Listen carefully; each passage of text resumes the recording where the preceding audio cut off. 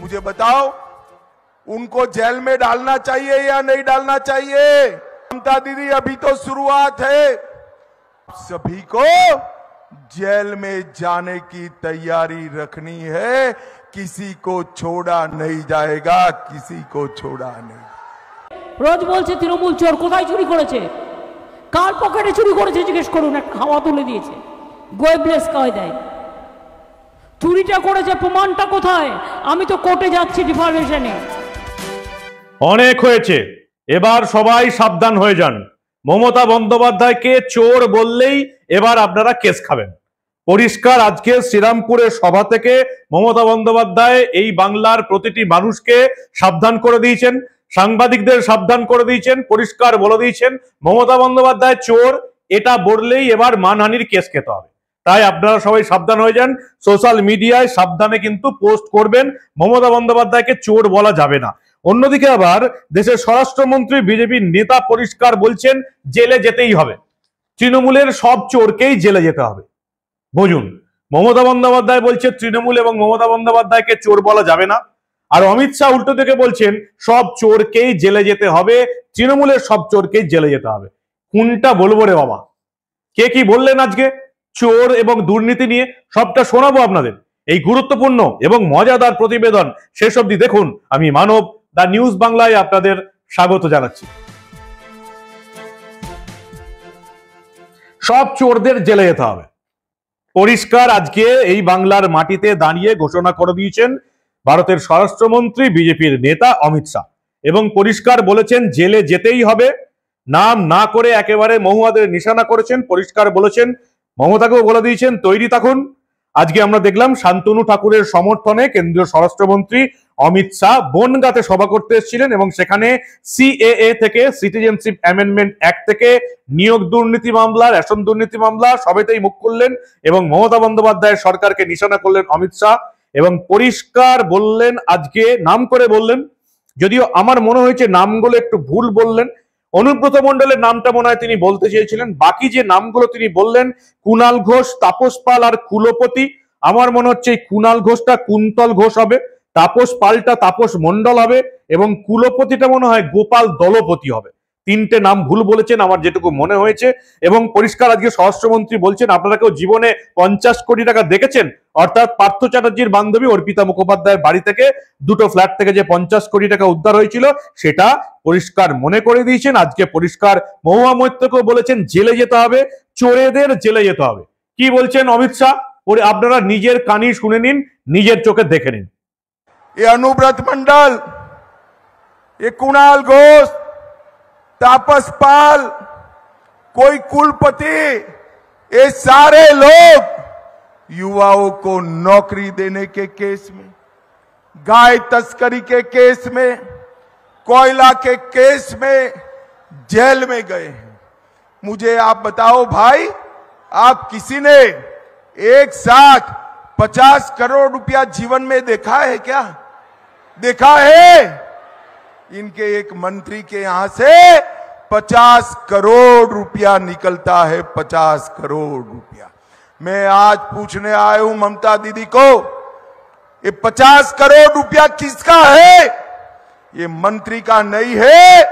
बनगांव वालों, आपका पैसा लूटकर ममता दीदी ने अपने मंत्रियों को देने का काम करा है। मंत्रियों को मुझे बताओ, उनको जेल में डालना चाहिए या नहीं डालना चाहिए?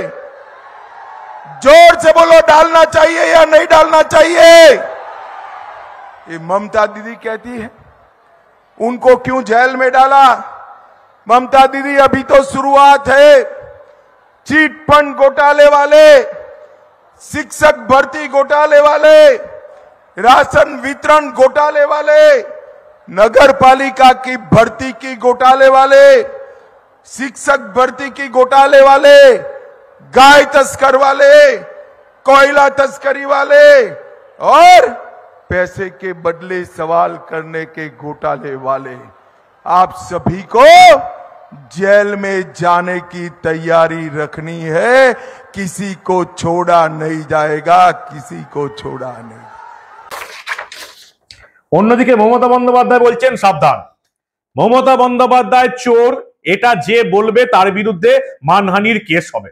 মমতা বন্দ্যোপাধ্যায় চোর বললেই এবার কেস খেতে হবে। সংবাদ মাধ্যমকে উনি ছাড়বেন না। বিজেপি নেতাদের মুখে কথা বসিয়ে যে সংবাদ মাধ্যম মমতা বন্দ্যোপাধ্যায় চোর বলবে তাদেরকেও ছাড়া হবে না, তাদের বিরুদ্ধেও মানহানির মামলা হবে। আপনারা সবাই সাবধান হয়ে যান।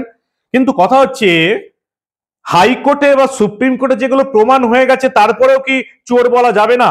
হাইকোর্টে তো প্রমাণ হয়ে গেছে, রায় দিয়ে দিয়েছে যে মমতা বন্দ্যোপাধ্যায় সরকার চুরি করেছে, তার এসএসসি স্কুল সার্ভিস কমিশন চুরি করেছে। এসএসসি আবার কলকাতা হাইকোর্টে বলেছে, সুপ্রিম কোর্টে বলেছে, প্রায় 8,000-এর উপর 9,000-এর কাছাকাছি অযোগ্য চাকরি প্রার্থী টাকার বিনিময়ে চাকরি করতে ঢুকে পড়েছে। তাহলে কি তাতেও চোর বলা যাবে না? সুপার নিউমেরিক পদ সৃষ্টি করে এই চোরেদের চাকরিতে বহাল রাখার চেষ্টা করেছিল মমতা বন্দ্যোপাধ্যায়ের মন্ত্রিসভা। মমতা বন্দ্যোপাধ্যায় মুখ্যমন্ত্রীর উপস্থিতিতে, তার শিক্ষামন্ত্রী ব্রাত্য বাসুর উপস্থিতিতে মন্ত্রিসভা সিদ্ধান্ত নিয়েছিল সুপার নিউমেরিক পদ সৃষ্টি করে অযোগ্যদের চাকরিতে বহাল রাখা হবে। তারপরেও মমতা বন্দ্যোপাধ্যায় সরকারকে আমরা চোর বলতে পারবো না? পিসি কেস দিয়ে দেবেন আমাদের? এটা কি হচ্ছে বলুন তো? মমতা বন্দ্যোপাধ্যায় শ্রীরামপুরে দেখলাম আমরা আজকে কল্যাণ বন্দ্যোপাধ্যায়ের জনসভা থেকে পরিষ্কার বললেন যে বিনা প্রমাণে চোর কটাক্ষ আমি ছাড়বার পাত্রী নই, মানহানির মামলা করব। জীবনে এক কাপ চাও কারো কাছ থেকে খাইনি আর আমাকে চোর বলছেন?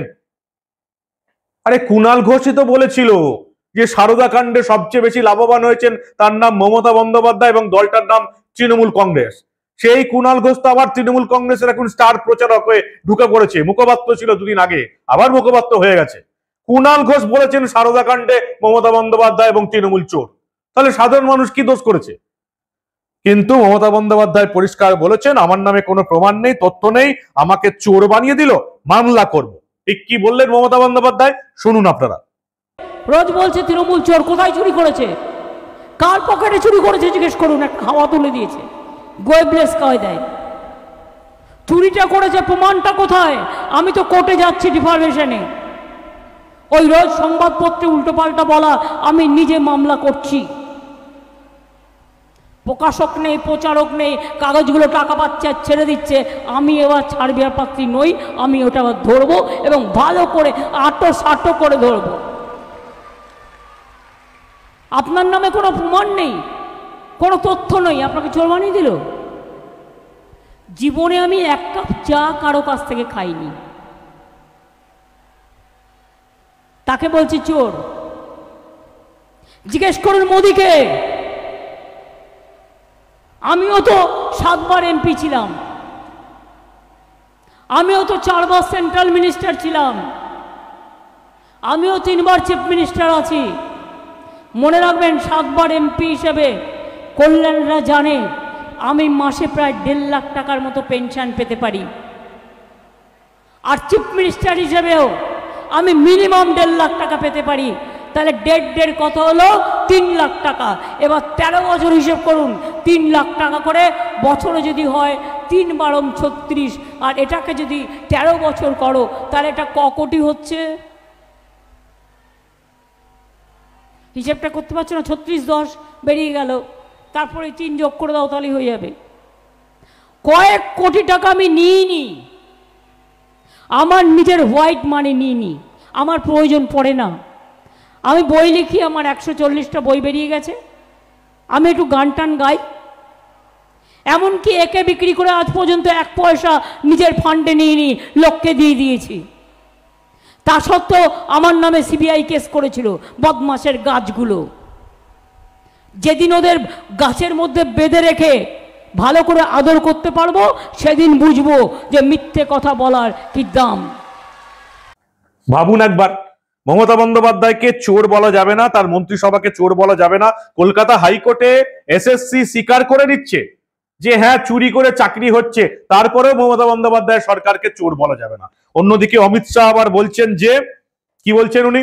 তিনি আবার বলছেন সব চোরকেই জেলে পুরবো।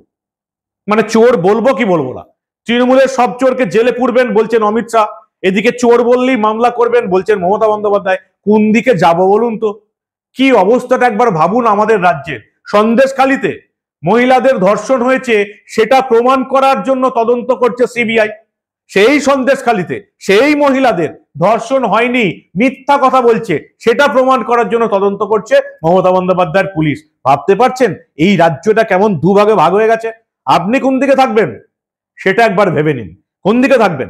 চুরি, দুর্নীতি, শিক্ষকের চাকরি চুরি, গরিবের খাবার চুরি, মানুষের ঘর পায়খানা চুরি, সেই দিকে থাকবেন নাকি অগ্রগতির সঙ্গে থাকবেন?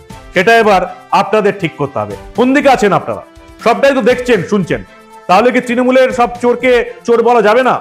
মানহানির মামলার ভয়ে মমতা বন্দ্যোপাধ্যায় বলছেন মানহানির মামলা করবেন। কি বলবেন আপনারা?